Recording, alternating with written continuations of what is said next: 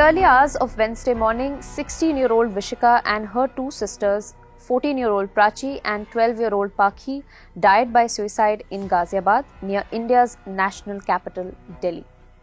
A handwritten note was found with a simple message, "Sorry Papa," and a crying emoji. The police have not conclusively linked their deaths to any single online platform or individual yet.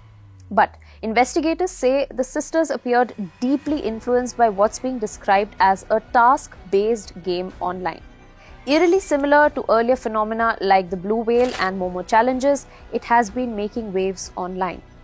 Over the past 48 hours, social media and even some reports have pointed to something called the Korean love game, described as a 50-day online suicide challenge similar to the Blue Whale phenomenon. But there is currently no verified evidence that a game called the Korean love game exists. No app, no platform, no confirmed online handler. So, where did this narrative come from? Let's decode this. Now, according to investigators, the phrase emerged from diary entries, wall scribbles, and conversations recovered from the sisters' rooms, including references to Korean names, Korean identities, and emotional attachment to online content associated with Korea. The sisters were allegedly addicted to an online gaming platform referred to as the Korean love game. The girls were reportedly so immersed that they addressed each other using Korean names and increasingly withdrew from daily life. Reports further claim that the game involved a structured sequence of 50 tasks. Now, while the authorities have not independently verified the existence or structure of the game, investigators are examining whether elements described by the family align with task-based online challenges seen in earlier cases. Now, one such detail that is now under scrutiny is the allegation that the chairs and ladder found at the scene may have been connected to one of the game's final tasks. Police have not confirmed this, but it remains part of the ongoing inquiry. This has reportedly been shown to reflect a deep cultural and online fixation, not proof of an organized game or coordinated suicide challenge.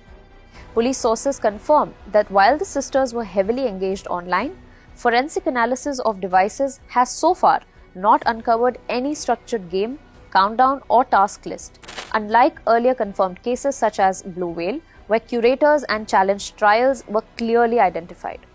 So, why is the comparison being made?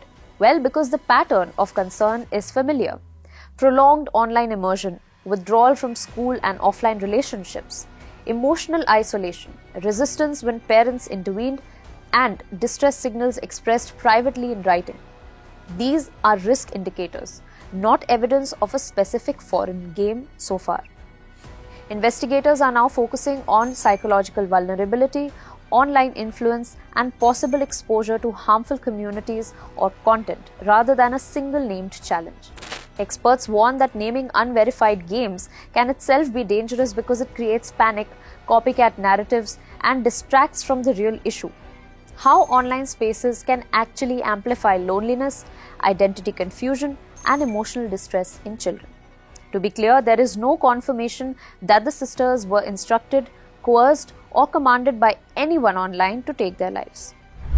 The investigation remains ongoing. Beyond decodes complex issues in simple language. What do you want us to decode next? Let us know in the comments and stay tuned.